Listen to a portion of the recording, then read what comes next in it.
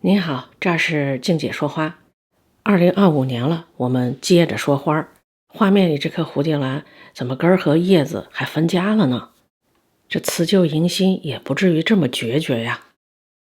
事情是这样的，去年底的某一天，也就是24年的12月29号，我看到这棵呢有点歪，说给它扶正吧。扶正的一个比较简单的方式不就是换盆吗？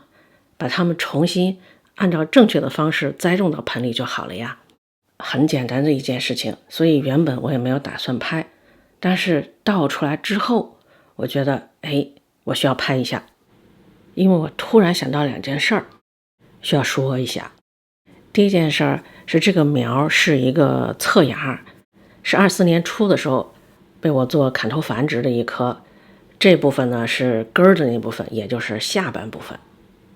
我们这儿说的砍头繁殖，就是把一颗蝴蝶兰从它茎的某一个位置拦腰斩断，分成上下两节儿，各自都能成活，下面那一节呢会重新长侧芽，这样我们至少就能得到2颗蝴蝶兰，这不就相当于是繁殖了吗？我手里这个呢就是这么一种情况，因为是下半部嘛，所以长了这个侧芽，侧芽就歪到一边去了。这颗被从盆里倒出来之后，我观察了一下，因为这个侧芽已经长了自己的根儿，所以我当即决定，还不如把这个侧芽取下来呢。我之所以这么决定，是有这么几个考虑。一，原本母本的这个根儿吧还挺多的，要想在盆里把苗扶正，这一脱根儿在盆里近乎于要横过来。这么一来，盆小了做不到，盆大了又装的质料太多，透气性不好。意思就是通过换盆扶正也不是那么容易。那既然这样，第二个考虑就是干脆把它摘下来，轻装上阵。母株的这一大坨根儿，目前当然还可以给这个侧芽提供养分，但到某个阶段也会是这个侧芽的一些负担，所以分家，让侧芽独立出去。侧芽独立出去之后，剩下的这些根儿还这么多，还是有可能再长一个新的侧芽。这也就是第3个考虑。这个侧芽如果一直在呢，那重点肯定就是这个侧芽。但如果这个侧芽不在了，剩下那些根儿的能量无处散发，它就很有可能再拱一个芽出来。于是我就开始掰这个侧芽，我以为会很容易就掰下来呢，因为它只是连着一丁点儿地方。但是试了试，发现还不那么容易，因为我也怕使太大的劲儿把侧芽的根儿给伤掉，别弄了个苗没掰下来，根儿给掰断了，那就麻烦了。所以还是找把剪子吧。那用之前肯定是要做一些消毒，我用的是酒精喷了喷，剪子和苗都喷了些酒精。用酒精喷一喷，就跟我们要打针之前在皮肤上用酒精擦一擦消个毒道理是差不多的。剪开之后肯定会有一个伤口，把周围的细菌包括工具上的细菌事先消一消灭一灭，那这样不是就减少病从伤口入的机会吗？分开之后，这2部分都需要上盆，那它们各自的伤口怎么处理呢？这就是我今天要说的第2件事儿。我准备尝试一种新的封伤口剂，是什么呢？芦荟胶。看我过往视频比较多的您可能会说，不对啊，芦荟您不是已经发过视频了，不是已经说过了吗？是的，新鲜的芦荟汁呢，我确实测试过了，但今天要试的是装在瓶子里的晒后霜。曾经因为忘记抹防晒霜晒红了，然后赶紧抹了晒后霜，修复能力是真的好。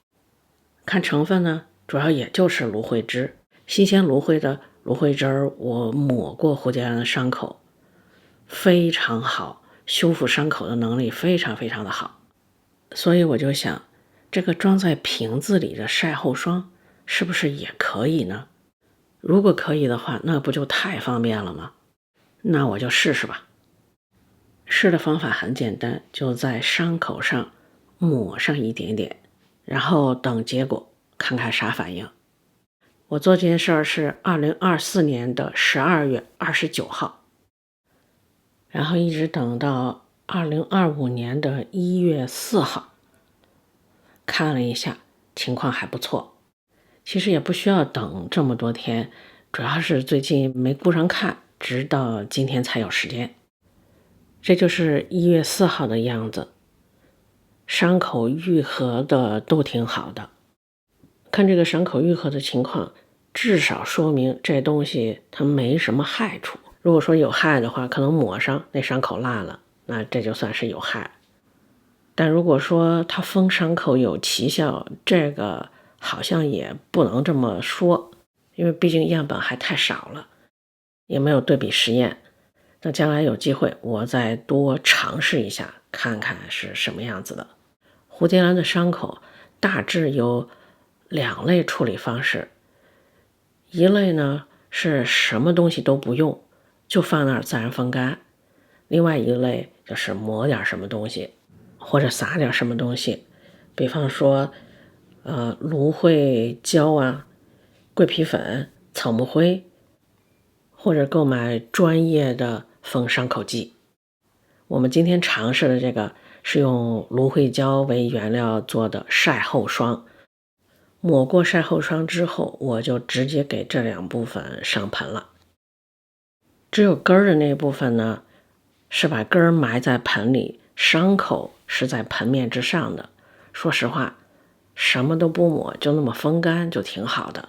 而我在那个伤口上涂抹了晒后霜，纯粹就为了试试。有叶子这部分伤口比较靠下，我在放植料的时候也是有意的避开了那个伤口，我让伤口也在植料之上。我们刚才在前面说过，处理伤口的其中一个方式就是让伤口自然风干。而自然风干的方式，一种方式是先放在那儿不上盆，等伤口干了之后再把它埋到盆里。那还有一种方式，就像我今天这样做的，可以马上埋，不用等伤口完全干了之后再埋。但是埋的时候呢，让伤口在植料之上，那它不也就风干了吗？不过浅埋也会有一个问题，就是植株在盆里吧不稳，需要额外支撑一下。等它的新根长出来，长得比较满一点之后，它自然就稳了。额外支撑的方式呢，可以有很多种，比方说绑支撑杆啊，或者其他什么方式。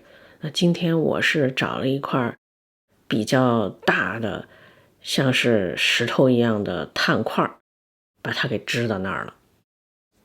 好了，今天要说的就说到这儿了，咱们下期再见。